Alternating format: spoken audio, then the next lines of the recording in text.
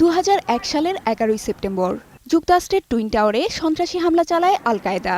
শুরু হয় যুক্তরাষ্ট্রের আল কায়েদা বিরোধী অভিযান। চলে ধরপাকড় আর সন্দেহভাজনদের জিজ্ঞাসাবাদ। এবার মার্কিন গোয়েন্দা সংস্থা সিআইএ সে জিজ্ঞাসাবাদ নিয়ে প্রশ্ন তুললেন খোদ সিনেটররা। তাদের অভিযোগ, সন্দেহভাজনদের জিজ্ঞাসাবাদের ক্ষেত্রে চরম নিষ্ঠুর পদ্ধতি ব্যবহার করেছে সিআইএ।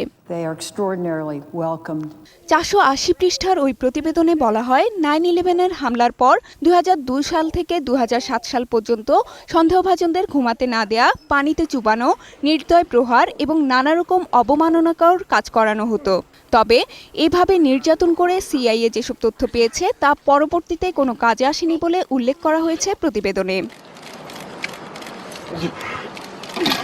এদিকে প্রতিবেদন প্রকাশের পর দায়ী সিআইএ কর্মকর্তাদের বিচারের মুখোমুখি করার আহ্বান জানিয়েছে জাতিসংঘ সহ আন্তর্জাতিক মানবাধিকার সংগঠনগুলো।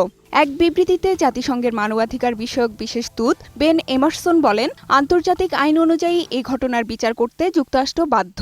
আর এই ঘটনার বিচার না হলে পরবর্তীতে নির্যাতনকে গোয়েন্দা সংস্থাগুলো মূলনীতি বানিয়ে ফেলতে পারে বলে আশঙ্কা হিউম্যান রাইটস ওয়াচের। সিআইএর এ ধরনের জিজ্ঞাসাবাদ পদ্ধতি দেশে বিদেশে যুক্তরাষ্ট্রের ভাবমূর্তি ক্ষুণ্ণ করেছে বলে মন্তব্য করেছেন মার্কিন প্রেসিডেন্ট বারাক ওবামা। তবে বরাবরের মতোই নিজেদের জিজ্ঞাসাবাদ পদ্ধতির পক্ষে সাফাই গেয়েছেন সিআইএ কর্মকর্তারা। তাদের দাবি, এসব পদ্ধতি ব্যবহার করে অনেক নিরীহ মানুষের প্রাণ বাঁচানো সম্ভব হয়েছে। ফাহমিদা উর্নি, 21 টেলিভিশন।